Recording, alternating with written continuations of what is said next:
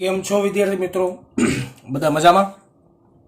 Last લેક્ચરની અંદર આપણે ગુરુત્વ પ્રવેગ એટલે શું અને ગુરુત્વ પ્રવેગના સૂત્રો સપાટીની બહાર, સપાટીની અંદરના વિસ્તારે અને સપાટી પરના વિસ્તારે એના માટેના આપણે સમીકરણો જોયા.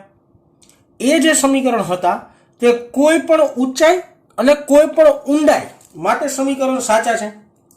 અહીંયા હેડિંગ આપ્યું છે મેં, પૃથ્વીની સપાટીથી h ઊંચાઈએ ગુરુત્વ પ્રવેગમાં થતો ફેરફાર. હવે જોજો, અહીં ટર્મ્સ એન્ડ કન્ડિશન આવશે કે જે આ h ઊંચાઈ લેવામાં આવી છે, આ h ઊંચાઈનું મૂલ્ય પૃથ્વીની ત્રિજ્યા કરતા ખૂબ જ નાનું હોવું જોઈએ. હજી એકવાર કહું છું, લાસ્ટ લેક્ચરમાં જે આપણે ચર્ચા કરી, ઊંચાઈ માટે ગુરુત્વ પ્રવેગનું સમીકરણ g (GME/RE² મળતું હતું તમને, r² મળતું હતું, સોરી, તો છેદમાં r આવતો હોય એ ગમે એ ઊંચાઈનો હોય તો ચાલે, પણ અહીંયા જે ઊંચાઈ h આવે એ RE એટલે કે 6400 કિલોમીટર, યાદ રાખજો, 6400 કિલોમીટર કરતા હંમેશને માટે આ h નું મૂલ્ય નાનું રહેવું જોઈએ. એના માટેની આ થિયરી છે, ટેક્સ્ટ બુકમાં આપી છે, આપણે વ્યવસ્થિત ભણવી પડે આ થિયરીને. સૌથી પહેલા આપણે તમને બેઝિક આકૃતિ સમજાવ્યું હતું વિદ્યાર્થી મિત્રો. આ છે પૃથ્વીનું કેન્દ્ર, જેને આપણે O બિંદુ તરીકે દર્શાવશું. આ પૃથ્વીનું જે આખે આખું દળ છે એને આપણે કહીશું માસ ઓફ અર્થ, એટલે એને ME વડે દર્શાવશું. હવે હું તમને દર્શાવું છું પૃથ્વીની ત્રિજ્યા. ઓકે, આટલા ભાગને આપણે કહીએ પૃથ્વીની ત્રિજ્યા. પૃથ્વીની ત્રિજ્યાને આપણે કહીશું RE, રેડિયસ ઓફ અર્થ. હવે આપણે વાત છે પૃથ્વીની સપાટીથી h ઊંચાઈ, એટલે આ એક બિંદુ ધારી લઈએ, જે બિંદુ પૃથ્વીની સપાટી એથી h જેટલી ઊંચાઈએ છે. આ ઊંચાઈ આપણે ધારી લઈએ h ઊંચાઈ એટલે કેટલી બેટા? તો કે આ સપાટીના બિંદુએથી આ બિંદુ સુધીનું અંતર h છે, અને આ બિંદુએ મારે ગુરુત્વ પ્રવેગમાં થતા ફેરફારનું સમીકરણ શોધવાનું છે. બીજી એક ટર્મ્સ એન્ડ કન્ડિશન કીધું, બીજી એક તમને વાત કરી દઉં કે જો તમે આ અંતર પૃથ્વીના કેન્દ્રથી માપતા હોય તો P બિંદુનું અંતર પૃથ્વીના કેન્દ્રથી હશે, એને આપણે કહી દઈએ છીએ સ્મોલ r જેટલું. આ સિમ્પલ આકૃતિ છે.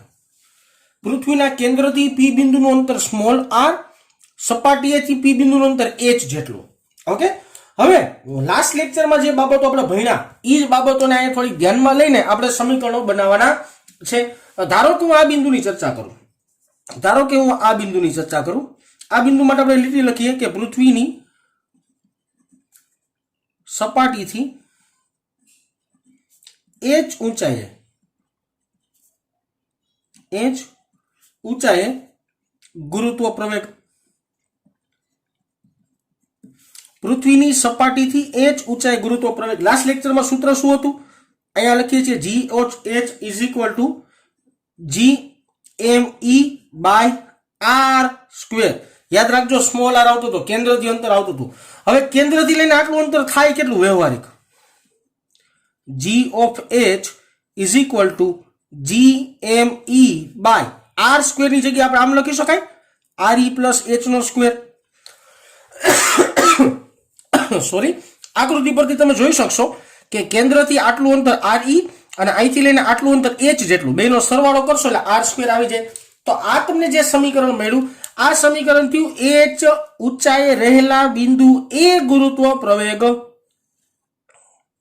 ઓકે, બીજી એક વાત કરીએ વિદ્યાર્થી મિત્રો, જે આપણે લાસ્ટ લેક્ચરમાં જોઈ હતી. હું આ બિંદુએ ચર્ચા કરું છું, આ બિંદુએ. તો આ થયું પૃથ્વીની સપાટી પરનું બિંદુ. તો અહીંયા લખીએ પૃથ્વીની સપાટી પર ગુરુત્વ પ્રવેગ. એક્ઝેક્ટલી સપાટીની વાત કરીએ છીએ, એક્ઝેક્ટલી સપાટીએ ગુરુત્વ પ્રવેગ એટલે આ બિંદુનું ગુરુત્વ પ્રવેગ થયું, જેને આપણે દર્શાવીએ GE વડે. અર્થનું આપણે એક્સેલરેશન કહેવાય, અર્થ માટેનું ગુરુત્વ પ્રવેગ કહેવાય. એનું સમીકરણ બનાવી શકાય GME બાય, અહીંયા લખવું પડશે RE², કારણ કે પૃથ્વીની સપાટી પર છે તો અંતર જોવા જશો તો અંતર થશે બેટા આટલું એટલે કે RE જેટલું. આ મને મળ્યું બીજું સમીકરણ. ધારો કે આપણે આને સમીકરણ નંબર, ધારો કે આને 2 કહી દઈએ અને આને કહીએ સમીકરણ નંબર 1. ઊંધું લખું છું કારણ કે ભાગાકાર આપણે ઊંધો કરશું એટલા માટે. હવે આપણે કરીએ સમીકરણ નંબર 1 ના છેદમાં સમીકરણ નંબર 2. સમીકરણ નંબર 1 ભાગાકારની નિશાની કરી અમે સમીકરણ નંબર 2. ઓકે, આના છેદમાં લેવાનું છે. લઈએ જીઈ ના છેદમાં જી ઓફ એચ બરાબર અંશની અંદર કેટલું આવશે બેટા? જી એમ ઈ ના છેદમાં આર ઈ નો સ્ક્વેર છેદમાં આવશે જી એમ ઈ ના છેદમાં આર ઈ પ્લસ એચ નો સ્ક્વેર. હવે તમે જોઈ શકો છો કે આમાં જી એમ ઈ અને આ જી એમ ઈ ઉડી છે અને આ છેદનો આ જે બન્યું ને છેદનો છેદ કહેવાય. ગણિતના નિયમ પ્રમાણે છેદનો છેદ ક્યાં લઈ શકાય? આપણે અંશમાં લઈ શકાય. હાલો લઈ લઈએ. છેદનો છેદ અંશમાં જીઈ ના છેદમાં G of H is equal to R E H આખાનો સ્ક્વેર ના છેદમાં આર ઈ નો સ્ક્વેર. આવું કંઈક સમીકરણ થયું. હવે બેનો સ્ક્વેર છે તો બેટા આને સેપરેટલી આવી રીતના પણ લખી શકાય. આર ઈ પ્લસ એચ ના છેદમાં આર ઈ આખું બ્રેકેટ કરી નાખીએ અને આખાનો સ્ક્વેર કરી નાખીએ. આના જેવો જ આ મતલબ થયો. હવે એક કામ કરો વિદ્યાર્થી મિત્રો, સેપરેટ છેદ આપીએ. જીઈ ના છેદમાં જીએચ. સેપરેટ છેદનો મતલબ શું થાય ખબર? જો આર ઈ ના છેદમાં આર ઈ, આ આર ઈ ને આના છેદમાં આપ્યું વત્તા એચ ના છેદમાં આર ઈ અને આખાનો વર્ગ આપણે ભૂલવાનો નથી. આખાનો વર્ગ થયો. જોઈ શકાય છે કે આ બે ઉડી ગયા. અહીંયા કાંઈ ન હોય તો શું વધે? એક વધે કોમન. હાલો લખીએ જીઈ ના છેદમાં જીએચ બરાબર બ્રેકેટની અંદર 1 પ્લસ એચ ના છેદમાં આર ઈ આખાનો વર્ગ. ઓકે સરસ. હવે જો સાદુરૂપમાં જ આપણે આગળ વધવાનું છે વિદ્યાર્થી મિત્રો, બીજું કાંઈ નથી કરવાનું. હું જીએચ ને સૂત્રનો કરતા બનાવવાનો પ્રયત્ન કરીશ. કોને? જીએચ ને. હાલો બનાવીએ સૂત્રનો કરતા જીએચ ને. G of H is equal to જો સાહેબ આ પદ છેદમાં આ પદ સામે જાય એટલે જીઈ ના છેદમાં 1 plus h by R e નો સ્ક્વેર. ઓકે સરસ. ચાલો હજી આમાં કંઈક ફેરફાર કરીએ. આ છેદમાં એ વર્ગ છે, આને ઉપર લઈ જઈએ તો એને -2 ઘાત થાય. GH is equal two GE. આને અંશમાં હું લખું છું. અંશમાં લખું તો મારે શું કરવું પડે? 1 plus h by R e અને આખાની કેટલી ઘાત થાય? -2. ખબર છે ને, છેદમાં 1 ઘાત ઉપર લઈ જાવ તો ઇન્વર્સ થઈ જાય. એવી રીતના 1 ઘાત આવી ગઈ. હવે આપણે છે ને એક દ્વિપદી પ્રમેયનો ઉપયોગ કરશું. અહીંથી લખું છું બેટા થોડું. h મોર લેસ ધેન આર ઈ માટે ઉપરના સમીકરણમાં તમારે નીચેથી લખવાનું છે ને. હું આ મારા માટે આ ઉપરનું સમીકરણ છે. ઉપરનું સમીકરણમાં દ્વિપદી પ્રમેય નો ઉપયોગ કરીએ.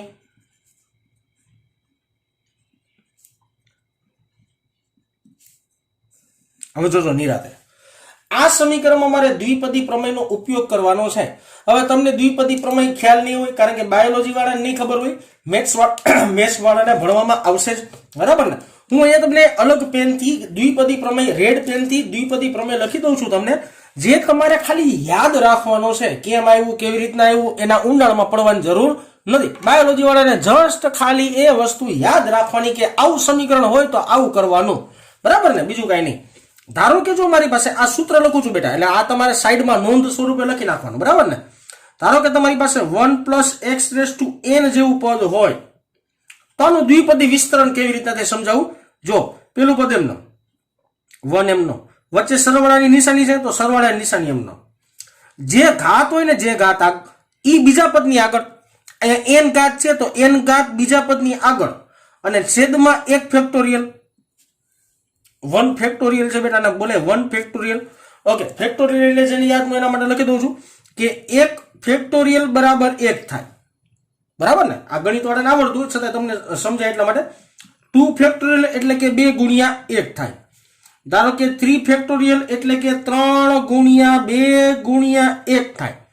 ધારો કે 4 ફેક્ટોરિયલ નો મતલબ થાય 4 ગુણ્યા 3 ગુણ્યા 2 ગુણ્યા 1 થાય, બરાબર ને. 1 ફેક્ટોરિયલ નો મતલબ એક જ થશે. વચ્ચે સરવાળાની નિશાની n-1 x નો વર્ગ ના છેદમાં 2 ફેક્ટોરિયલ, પાછી સરવાળાની નિશાની n-1 n-2 x નો ઘન છેદમાં 3 ફેક્ટોરિયલ. આવી રીતના આગળ આગળ આગળ આગળ આગળ પદ હાલ્યા રાખે. તો આ થયું આવા સમીકરણનું દ્વિપદી વિસ્તરણ. પણ જ્યારે આપણે દ્વિપદી વિસ્તરણ કરતા હોય ત્યારે આપણે ફિઝિક્સની અંદર એક વસ્તુ ખાસ યાદ રાખવાની કે આ છેલ્લા જે પદ આવે ને છેલ્લા જે પદ આવે ને બધા પદને શું કરી નાખવાના આપણે અવગણવાના. આપણે ફિઝિક્સની અંદર છેલ્લા પદને શું કરવાનું અવગણવાનું. આ તમારી જાણકારી માટે આ અહીંયા લખજો પદ મારે સમાતું ન હોય એટલે મેં નીચે લખ્યું સરવાળો કરીને બરાબર ને. ઓકે આ છેલ્લા જે પદ આવતા એને શું કરી નાખવાનું તમારે અવગણી નાખવાના. અને આ વસ્તુ તમારી જાણકારી માટે છે બેટા. આને તમારે પાકી નથી કરવાની અથવા તો ખાલી મનમાં હોવું જોઈએ કે આવું કંઈક હતું જીવનમાં બરાબર ને. બાકી આ કઈ બોખતા નહીં. ઓકે હવે આ જ સમીકરણને આ સમીકરણ સાથે આપણે સરખાવીએ તો સિમ્પલ તમે જોઈ શકો છો. સમીકરણ છે શું ભાઈ આપણી પાસે g of h is equal to g of e એમનો રહેશે બ્રેકેટની અંદર. પેલું પદ એમનો જો આ રહ્યું પેલું પદ એમનો 1.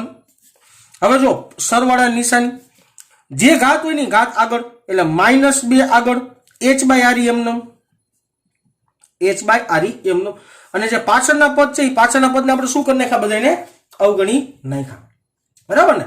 આ વિસ્તરણ કર્યું છે મેં યાદ રાખજો. આ સૂત્ર છે આના પ્રમાણે વિસ્તરણ કરેલું છે એટલે તમારે ખાલી આવા સમીકરણ આવે ને તો એક વસ્તુ તમારે યાદ રાખવાની. આને આપણે વ્યવસ્થિત લખી નાખીએ તો g of h is equal to ge બ્રેકેટની અંદર 1 - 2h by re. આથી વિદ્યાર્થી મિત્રો તમારું ફાઇનલ ઇક્વેશન કે ગુરુત્વ પ્રવેગમાં ઊંચાઈ સાથે થતો ફેરફાર આ સમીકરણની મદદથી દઈ શકાયો. બીજી એક ખાસ વાત કહું છું વિદ્યાર્થી મિત્રો.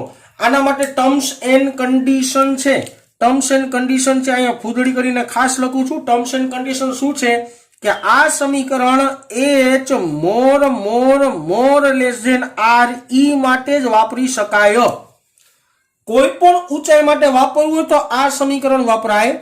પણ અમુક મર્યાદિત ઊંચાઈ એટલે કેટલી તો કે re કરતા નાની.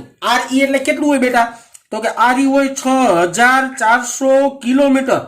એના કરતા જો નાની ઊંચાઈ 10 kilometre 20 kilometre 30 kilometre 40 kilometre 50 kilometre 100 kilometre 200 kilometre 300 kilometre માટે આ સમીકરણ વાપરી શકાય. પણ કોઈ એમ કે 10,000 કિલોમીટર માટે આ સમીકરણ ન હાલે, ખોટું પડશે આ સમીકરણ. 15,000 કિલોમીટર માટે આ સમીકરણ ન હાલે, 50,000 કિલોમીટર માટે આ સમીકરણ ન હાલે. એના માટે આ સમીકરણ વાપરવું પડે. રેડી? તો આ થઈ ગુરુત્વ પ્રવેગમાં ઊંચાઈ સાથે થતો ફેરફાર વિશેના સમીકરણની. અને બીજી એક વસ્તુ જો આ એક સમીકરણ હજી તમારા ધ્યાનમાં, જો કે મેં લાસ્ટ લેક્ચરમાં ગ્રાફ દોરી દીધો હતો તમને. લાસ્ટ લેક્ચરમાં આપણે ગ્રાફની પણ ચર્ચા વિદ્યાર્થી મિત્રો કરેલી જ છે. પણ છતાંય આ સમીકરણ ઉપરથી gh proportional to 1/r² થાય, જે તમારે યાદ રાખવાનું. એની ઉપરથી આપણે ગ્રાફ બનાવતા હોય. ઓકે હવે આપણે ચર્ચા કરીએ સાહેબ પૃથ્વીની ઊંડાઈમાં અથવા તો પૃથ્વીની સપાટીથી d જેટલી ઊંડાઈએ ગુરુત્વ પ્રવેગમાં થતો ફેરફાર શોધવાનું સમીકરણ. આના માટે ટર્મ્સ એન્ડ કન્ડિશન નથી. આ તમે ડાયરેક્ટ યુઝ કરવું હોય તો કરી શકાશે. આને અનુલક્ષીને આપણે ટેક્સ્ટબુકના દાખલા પણ હું તમને ગણાવીશ એટલે તમને અંદાજો પણ લાગશે. ઓકે સૌથી પહેલા સિમ્પલ એક લોજિક વાપરીએ. આકૃતિ પહેલા તો તમને સમજાવું. આ છે પૃથ્વીનું કેન્દ્ર, જેને આપણે O વડે દર્શાવીએ. સિમ્પલ પૃથ્વીનું કેન્દ્ર છે. એવું કઈ નિયમ નથી કે O વડે દર્શાવું, હું દર્શાવું છું. આખી પૃથ્વી હોય, આખી પૃથ્વી, જો આ આખી પૃથ્વી છે, આ બહારની આઉટલાઈન છે ને, એ આખી પૃથ્વી છે. એનું દળ થાય me જેટલું, માસ ઓફ અર્થ જેટલું. ઓકે આ થઈ વિદ્યાર્થી મિત્રો પૃથ્વીની ત્રિજ્યા થઈ. જે આ છે આ આખો ભાગ છે એ પૃથ્વીની ત્રિજ્યા છે, જેને આપણે દર્શાવીએ re વડે. કેના વડે દર્શાવીએ? re, radius of earth. પરંતુ સપાટીથી d જેટલી ઊંડાઈ, તો જો મેં પૃથ્વીની ત્રિજ્યા આ બાજુ દર્શાવી છે, હું અહીંયા દર્શાવું. સપાટીથી d જેટલી ઊંડાઈ એટલે આટલો ભાગ થયો. આ કેટલી ઊંડાઈ થઈ વિદ્યાર્થી મિત્રો? d જેટલી ઊંડાઈ થઈ. અને જો કેન્દ્રથી અંતર જોવા જાવ તો કેન્દ્રથી આટલું અંતર આપણે ધારી લઈએ, ધારો કે r જેટલું. કેટલું ધારી લઈ? r જેટલું. તો સપાટીથી d જેટલી ઊંડાઈએ આવેલું બિંદુ એટલે કયું બિંદુ લેવાનું? તો કે આ બિંદુ અહીંયા કન્સિડર કરવાનું. રેડ પેનથી દોરું છું. આ p બિંદુ પાસે મારે ગુરુત્વ પ્રવેગ શોધવાનું છે. p બિંદુ મારે શું શોધવાનું છે? ગુરુત્વ પ્રવેગ શોધવાનું છે. ઓકે સરસ. આ બેઝિક ચર્ચા થઈ વિદ્યાર્થી મિત્રો. હજી એક વાર આખી વાત સમજાવી દો. આ થઈ પૃથ્વીની ત્રિજ્યા, આ થયું d ઊંડાઈ, સપાટીથી d ઊંડાઈ, રે લેલું બિંદુ p, કેન્દ્રથી લઈને આ બિંદુનું અંતર થાય r જેટલું. આકૃતિ પરથી એક વસ્તુ બહુ સ્પષ્ટ લખી શકાય. શું લખી શકાય સ્પષ્ટ? આમ લખી શકાય કે re બરાબર d + r. જોઈ શકાય છે આર ઈ બરાબર ડી પ્લસ આર. આવું સમીકરણ બનાવવું હોય તો આપણે બનાવી શકીએ. અથવા સ્મોલ આર ને આમાં સૂત્રનો કરતા બનાવી લો તમે તો સ્મોલ આર બરાબર આર ઈ માઇનસ ડી પણ થાય. આર ઈ માઇનસ ડી કરો એટલે તમને શું મળી જાય? સ્મોલ આર પણ મળી જાય. આવા સમીકરણ પણ બનાવી શકાય. ઓકે, સરસ. ચાલો હવે આપણે શોધવાની શરૂઆત કરી દઈએ વિદ્યાર્થી મિત્રો. ગુરુત્વ પ્રયોગનો થતો ફેરફાર આપણે સૂત્રકીય શોધીએ, સાબિત કરીએ. ઓકે, સૌથી પહેલા એક બિંદુ વિચારીએ. એના થોડાક ઉપર નીચે મારું છું. જોજો, પૃથ્વીની સપાટી પર ગુરુત્વ પ્રવેગ. હા બરાબર, પૃથ્વીની સપાટી પર ગુરુત્વ પ્રવેગ. ઓકે, સમીકરણ શું છે? G of E is equal to GME by R E square. હમણાં બાજુમાં લખ્યું હતું, જો બરાબર ને, અહીં લખ્યું હતું. ઓકે, આ સમીકરણ. હવે આની અંદર મારે દળ શોધવું છે. આની અંદર મારે શું શોધવું છે? દળ. આ એમ ઈ ની કિંમત મારે ગોત લેવી છે. ધારો કે ઓકે, એમ ઈ ની કિંમત આપણે કેવી રીતના ગોતશું? સિમ્પલ લોજિક છે, ખાસ ધ્યાન આપજો. આપણી પાસે સમીકરણ, જો એનું કેલ્ક્યુલેશન અહીંયા લખું છું, થોડુંક ધ્યાનમાં લેજો. જો કે અહીંયા જ લખી દો, કઈ ફેર નથી પડતો. ઘનતા જેને આપણે રો વડે દર્શાવીએ, ઘનતા બરાબર દળ જેને આપણે એમ વડે દર્શાવીએ, છેદમાં આવે કદ જેને આપણે કેપિટલ વી વડે દર્શાવીએ. વોલ્યુમ કહેવાય એને, બરાબર ને, વી વડે દર્શાવીએ. હવે સિમ્પલ એક લોજિક મારો વિદ્યાર્થી મિત્રો, આમાંથી દળને સૂત્રણ કરતા બનાવું તો દળ બરાબર ઘનતા ગુણ્યા કદ થાય. હા કે ના થાય ને? આવું. ઓકે, દળ બરાબર ઘનતા એમને રાખી દઈ, રો એમને રાખીએ. કદ એટલે શું? તો કે આ પૃથ્વીના કદની વાત હાલે. તો પૃથ્વીનું કદ એટલે ગોળો થયો, એક પ્રકારનો one type of the circle જ થયું ને, ગોળો થયો. તો ગોળા માટેનું કદ કેટલું હોય ભાઈ? 4/3 પાઈ આર ઈ ક્યુબ ઘન. આ કદ લખ્યું મેં, અને રો એમનમ એટલે એને ગુણ્યા રો એમનમ. તો આ જે મળ્યું તમને ઈ માસ ઓફ અર્થ મળ્યું. શું મળ્યું? માસ ઓફ અર્થ એટલે કે પૃથ્વીનું દળ મળ્યું. ઓકે, સરસ. ચાલો લખી નાખીએ. સિમ્પલ સમીકરણમાં કિંમત મૂકીએ તો જી ઓફ ઈ બરાબર, ખાલી વ્યવસ્થિત લખું છું, બીજું કાંઈ કરતો નથી. કેપિટલ જી એમનમ બ્રેકેટની અંદર આખું પદ એટલે 4/3 pi R E cube into rho ના છેદમાં આર ઈ સ્ક્વેર એમનમ. ઓકે, આર ઈ સ્ક્વેર એમનમ જ રાખું છું વિદ્યાર્થી મિત્રો. મને ખબર છે ઉડી જાય અંશ અને છેદમાંથી, પણ હું અત્યારે એમનમ રાખું છું. આ એક સમીકરણ થયું. આને આપણે સમીકરણ નંબર 1 નામ આપીએ. જોજો, આ બાજુનો જે ભાગ છે તમારી જાણકારી માટે હું લખતો જાઉં છું. થોડુંક ભેગું થઈ જાય પણ તમે સમજી શકશો, બરાબર ને? ઓકે, સરસ. ચાલો હવે બીજી જગ્યાએ એવી મારી પાસે આ ડી ઊંડાઈ ગુરુત્વ પ્રવેગ કેટલો? ડી ઊંડાઈ એ ગુરુત્વ પ્રવેગ. સપાટીથી ડી જેટલી ઊંડાઈ ગુરુત્વ પ્રવેગ કેટલું? તો જોજો, ડી જેટલી ઊંડાઈ એટલે આમ લખવું પડે ને મારે, જીડી બરાબર જી કેપિટલ એમ. આજે મેં ગોળો વિચાર્યો છે ને, ગોળાનું દળ આપણે લઈએ છીએ કેપિટલ એમ, છેદમાં તેની ત્રિજ્યાનો વર્ગ. તેની ત્રિજ્યા છે આર નો વર્ગ. જોઈ લેજો, આ નાના ગોળાની ત્રિજ્યા છે આર. હવે મનમાં પ્રશ્ન થાય વિદ્યાર્થી મિત્રો, તમને ખાસ એક પ્રશ્ન થવો જોઈએ મનમાં, જે ટેક્સ્ટ બુકમાં લખેલું પણ ન હોય એવું વાક્ય, પણ તમને મનમાં ક્લિક થવું જોઈએ કે સાહેબ આ મોટા ગોળા દ્વારા આ બિંદુએ ગુરુત્વાકર્ષણ બળ પેદા ન થાય?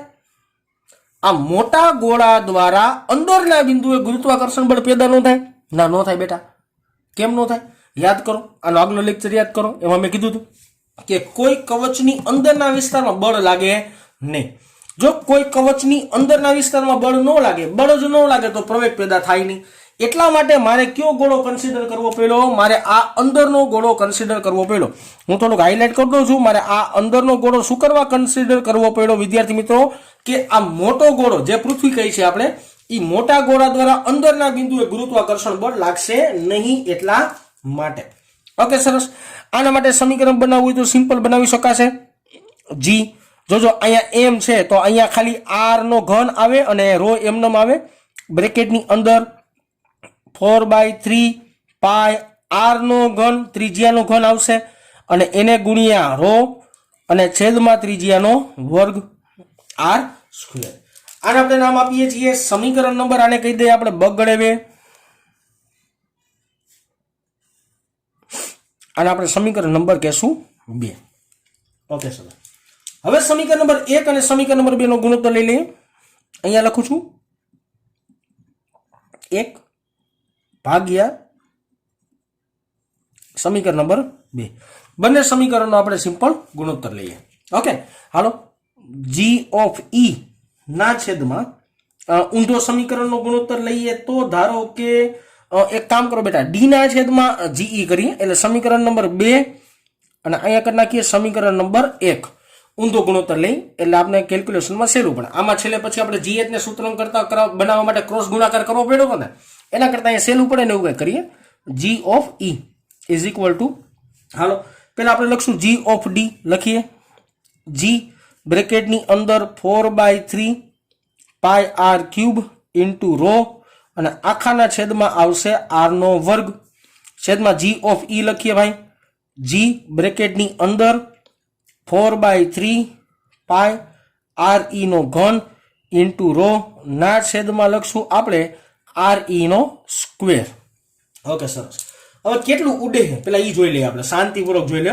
જો પેલા 4/3 અને 4/3 ગયા, પછી જશે આ પાઈ ગયા, પછી જશે આ રો ગયા, અહીંયા r નો વર્ગ, અહીંયા r એટલે અહીંયા 1 r વધ્યો, r e નો સ્ક્વેર, r e નો ઘન એટલે અહીંયા 1 r e વધ્યું. બરાબર ને?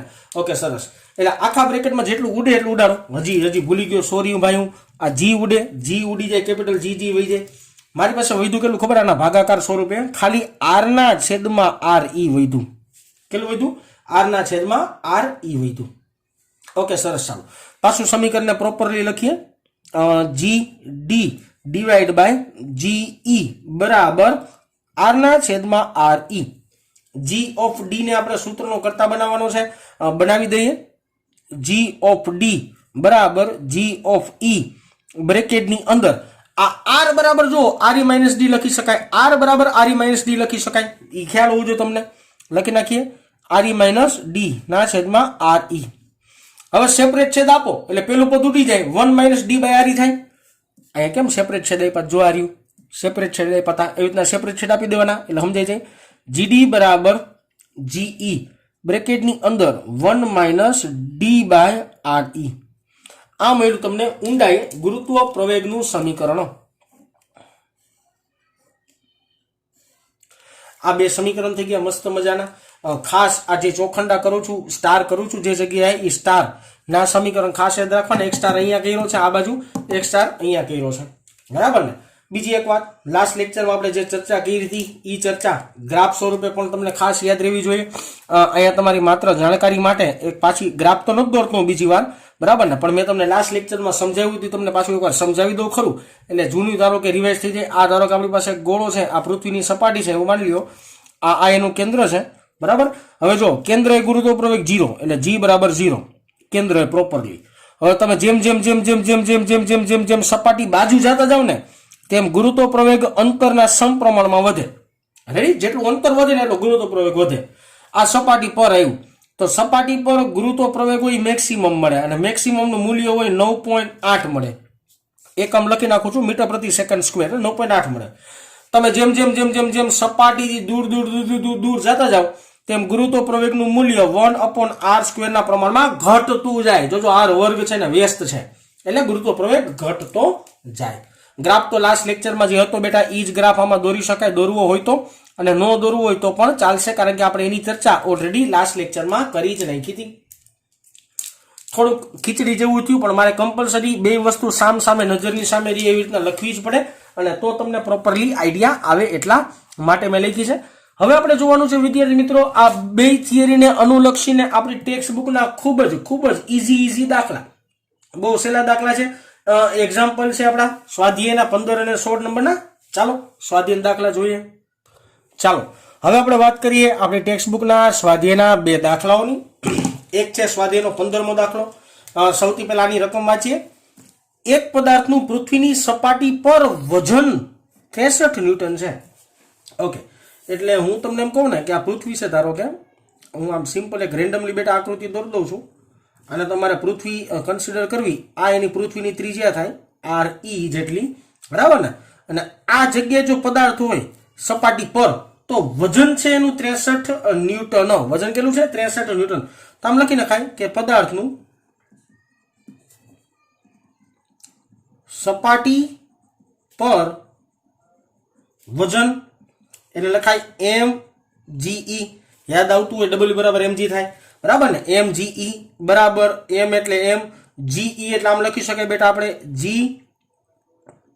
me ના છેદમાં re સ્ક્વેર, અને આના બરાબર છે આપણી પાસે 63 ન્યૂટન. મેં ge ની જગ્યાએ આખું સૂત્ર લખ્યું છે અને એ તમને રકમ પ્રમાણે આપ્યું છે 63 ન્યૂટન. શું કરવા લખ્યું હમણાં સમજાશે થોડી વાર પછી, બરાબર ને? બીજો પ્રશ્ન, પૃથ્વીની ત્રિજ્યા કરતા અડધી ઊંચાઈએ, જો ત્રિજ્યા 6400 કિલોમીટર હોય એના કરતા અડધી ઊંચાઈ, એટલે અહીંયા કંઈક બિંદુ હોય છે, આના કરતા અડધી ઊંચાઈ થઈ, બરાબર ને? અને આના માટે આપણે અંતર ધારવું હોય, ધારો કે આના માટે અંતર અડધું અંતર થાય. કેટલું અંતર થાય? અડધું અંતર થાય. ખાસ ધ્યાન આપજો વિદ્યાર્થી મિત્રો કે પૃથ્વીની ત્રિજ્યા કરતા અડધું અંતર, બરાબર? પૃથ્વીની ત્રિજ્યા re હોય તો એના કરતા કેટલા અંતરે કરવાનું? અડધા અંતરે. અડધું અંતર એટલે કેટલું અંતર થાય? re/2 જેટલા અંતરે. ઓકે, આ અંતરે જોઈએ. અહીંયા લખું છું કે આ જગ્યાએ પદાર્થનું વજન શોધવાનું છે. વજન આપણે કહીએ છીએ mg is equal two m રાખીએ. g બરાબર લખી શકાય g me ના છેદમાં r સ્ક્વેર, સ્મોલ r આવી ગયો. યાદ કરી લ્યો, આ લેક્ચર ની પહેલા લેક્ચરનું સૂત્ર લખી નાખ્યું મેં ડાયરેક્ટ.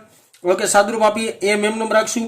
જોજો ખાસ, g me છેદમાં r એટલે re/2, અને એનો શું કરવાનો? મારે વર્ગ કરવાનો. હજી એક વાર કહું છું, re/2 નો શું કરશું? આપણે વર્ગ કરશું. અહીંયા r સ્ક્વેર ની જગ્યાએ તમારે લખવાનું re/2, અને એનો તમારે શું લઈ લેવો પડે? ડાયરેક્ટ વર્ગ કરવો પડે. તમારે એક સ્ટેપ વધારવું હોય વિદ્યાર્થી મિત્રો, તો તમે કેવી રીતના વધારશો? સિમ્પલ એક લોજિક કરો. જો કેવી રીતના લખશો હું તમને હિન્ટ આપી દઉં છું એમને જસ્ટ, બરાબર ને? તમારી જાણકારી માટે પણ ખાસ ધ્યાનમાં રાખવાનું છે. r સ્ક્વેર જેમ છે r સ્ક્વેર, બરાબર છે, અને એને એના છેદમાં re નો સ્ક્વેર કરવાનો. એટલે હું તમને પાછું એકવાર રિપીટ કરી દઉં તો સમજાઈ જાય તમને. r સ્ક્વેર છે ને એની જગ્યાએ લખીને r બરાબર લખવાનું re/2 જેટલા અંતરે. શું લખવાનું? re/2 જેટલું અંતર કન્સિડર કરી નાખવાનું, અને એનો આપણે શું કરશું વિદ્યાર્થી મિત્રો? વર્ગ કરશું. હાલો મૂકીએ. વર્ગ કરીને ડાયરેક્ટ 1.5 re અને આખાનો વર્ગ 1.5 re નો આખાનો વર્ગ. ઓકે, હવે કન્ફ્યુઝન આવશે. આ 1.5 છે વિદ્યાર્થી મિત્રો, re અને આખાનો વર્ગ. ઓકે, સરસ. ચાલો, કન્ફ્યુઝન કેમ થયું સમજાવું તમને. સિમ્પલ સમજાવું, બહુ સહેલી રીતના. જો ધ્યાન આપજો. હું કેન્દ્રથી અંતર ગણું છું. અહીંથી લઈને આટલું અંતર હોય ને, અહીંથી લઈને આટલું અંતર, એને આપણે r કહેતા હતા. યાદ આવતું હોય તો, કેન્દ્રથી લઈને આટલું અંતર. હું આટલા ભાગને 1 કહું, તો એના કરતા 1 કરતા અડધું અંતર થયું, આટલું અંતર 0.5 થાય ને. હજી એકવાર બોલું છું, કન્ફ્યુઝન ન થતા. આટલું અંતર એટલે કે અહીંથી આટલું, કેન્દ્રથી આ કેન્દ્ર છે, કેન્દ્રથી આટલું અંતરને આપણે 1 કહી દઈએ. ધારો કે 1 કહી દઈએ, તો કેન્દ્રથી સપાટી સુધીના અંતરને 1 કીધું. સપાટીથી અડધા અંતરે એટલે 0.5 થાય, કારણ કે re કરતા re/2 છે, અડધું છે, 0.5 થાય. તો 1 વત્તા 0.5 એટલે કેટલું થાય? 1.5 થાય. 1.5 re નો સ્ક્વેર કરી શકાય કે ન કરી શકાય? હા કે ના? કરાય ને? ઓકે, સરસ. સારું, એવું રીતના મેં કર્યું છે. આને આપણે વ્યવસ્થિત લખીએ. આમ લખી શકાય એમ GME ના છેદમાં, અહીંયા કાઉન્સ ખોલીને re નો સ્ક્વેર કરીએ, re નો સ્ક્વેર, અને એને ગુણ્યા 1 ના છેદમાં 1.5 નો વર્ગ. 1.5 નો વર્ગ કર્યો મેં, અને re નો સ્ક્વેર આવી લીધો. હવે આટલા પદ બરાબર આપણી પાસે છે. શું છે? 63 ન્યૂટન. મૂકી દો 63, એને ગુણ્યા 1 ના છેદમાં 0.5 નો વર્ગ થાય 2.25, 15 નો 225 થાય. યાદ આવે? બરાબર. આ બેનો ભાગાકાર કરશો, જવાબ આવી જશે 28 ન્યૂટન. કન્ફ્યુઝન કેટલું છે વિદ્યાર્થી મિત્રો? 1.5 કેમ આવે? હજી એકવાર સમજાવું, જોજો. કન્ફ્યુઝન રહેવું જ ન જોઈએ. આ કેન્દ્ર આટલા અંતરનું 1 કહું, ધારો કે ઉદાહરણ તરીકે, ઉપર કેટલું જવાનું હોય? આના કરતા અડધું ઉપર જવાનું હોય. આ જેટલું હોય ને જેટલું, એના કરતા અડધું ઉપર જવાનું. અડધું એટલે 0.5 થાય. 1 નું અડધું 0.5 થાય. હવે કેન્દ્રથી લઈને આટલું અંતર કેટલું? અને આપણે r કે તો r બરાબર 1 વત્તા 0.5 એટલે 1.5 થાય. હા કે ના? મેં આવા સેન્સમાં અહીંયા 1.5 લખેલું છે. આ તમારી જાણકારી માટે પણ યાદ રાખજો આવી રીતના. સૌથી સહેલી મેથડ આ જ છે બેટા. બાકી તમે રેફરન્સ બુક પ્રમાણે કરશો તો તમને થોડુંક અઘરું લાગશે, પણ એ કઈ કરવાની આપણે જરૂર નથી. 100% બરાબર ને. બીજી એક વાત, આ ઊંચાઈ જે હતી ને, ઊંચાઈ તમે ધ્યાનથી જુઓ, આ ઊંચાઈને આપણે આટલી ઊંચાઈ ધારી h કહી દો, આટલી ઊંચાઈનો re/2 ને h કહી દો, તો h નું મૂલ્ય તો બેટા re કરતા તો નાનું જ હતું ને. આ h ની જગ્યાએ આપણે શું લખતા? re/2. આ h નું મૂલ્ય re/2 હતું. તો આપણે હમણાં જે સમીકરણ જોયું ટેક્સ્ટ બુકમાંથી, કયું સમીકરણ જોયું? g of h બરાબર ge છેદમાં 1 + h/re નો સ્ક્વેર. આવા સમીકરણની મદદથી પણ આ દાખલો ગણી શકાય. જો ગણવું હોય તો ગણી શકાય, કઈ ખોટું પડશે નહીં, કારણ કે આપણે ટર્મ્સ એન્ડ કન્ડિશન અહીંયા સંતોષાય છે એટલા માટે. નો ગણવું હોય તો આ સહેલામાં સહેલી મેથડ આ કહેવાય, બરાબર ને. એના પછીનો દાખલો આપણે જોઈએ વિદ્યાર્થી મિત્રો, ખૂબ સહેલો. પૃથ્વીને નિયમિત દળ ઘનતા ધરાવતો ગોળો ધારીએ. જો પદાર્થનું સપાટી પર વજન 250 હોય તો તેના પૃથ્વીના કેન્દ્ર તરફ એટલે અંદર જવાનું અડધા અંતરે વજન કેટલું? એટલે આ આપણે ગોળો દોર નાખીએ પાછો. આ પૃથ્વી છે ભાઈ, તમે આકૃતિ થોડીક વ્યવસ્થિત દોરજો. પૃથ્વીની સપાટી પર એટલે આ બિંદુએ, બરાબર ને, સપાટી પર વજન કેટલું આપ્યું છે? સપાટી પર વજન mge બરાબર 250 ન્યૂટન આપેલું છે. સપાટીથી અંદર જવાનું, અંદર એટલે કે ડી ઊંડાઈ જવાનું, અને ડી ઊંડાઈ કેટલી હોવી જોઈએ વિદ્યાર્થી મિત્રો? re/2 જેટલી. જો આને તમે કેન્દ્ર કયો તો આટલી થઈ ત્રિજ્યા, આ ત્રિજ્યા કહી દે re જેટલી, પણ સપાટીથી અંદર કેટલું જવાનું ભાઈ તમારે? re/2 જેટલું જવાનું. તો આ બિંદુએ વજન કેટલું શોધવાનું છે? લખીએ, પૃથ્વીના કેન્દ્ર તરફ અડધી ઊંડાઈ એ પદાર્થનું વજન mgd. આમ લખવું પડે. હાલો મૂકીએ કિંમત સિમ્પલ m. હવે gd બરાબર તમારી પાસે સમીકરણ છે, gd બરાબર હમણાં જોયું ge એના બ્રેકેટમાં 1 - d/re. હવે જોજો, આ d એટલે શું? re/2. એમનું રાખો, આ ge એમનું રાખો, બ્રેકેટની અંદર 1 - આ d ની જગ્યાએ શું લખી શકાય? re/2 લખી નાખો, re/2, અને છેદનો re હતો એમનું જ, re કેન્સલ આઉટ. તો mge બ્રેકેટમાં વધ્યું ખાલી 1 - 1/2, 1 - 1/2 એટલે પાછું અડધું 1/2. આ ખબર પડી ને? 1 - 1/2 આખામાંથી અડધું બાદ થાય તો અડધું વધે. નો ખબર પડે, ચોકડી ગુણાકાર કરી નાખો આવી રીતના, એટલે 1/2 વધે. ધારો કે આમ ચોકડી ગુણાકાર કરી નાખે તો એ સાદરૂપ 1/2 જ આવે. હવે આ ge આના બરાબર શું છે? 250 ન્યૂટન છે, અને કાઉન્સમાં 1/2 એમનેમ, 250/2 એટલે 125 ન્યૂટન. અહીંયા જવાબ આવે 125 ન્યૂટન. તો આ થયા સિમ્પલ તમારી સ્વાધ્યાયના 2 મસ્ત મજાના આ થિયરીને અનુલક્ષીને દાખલા. તો ચાલો વિદ્યાર્થી મિત્રો આજે અહીંયા સુધી રાખીએ. નેક્સ્ટ લેક્ચરમાં આગળ વધશું.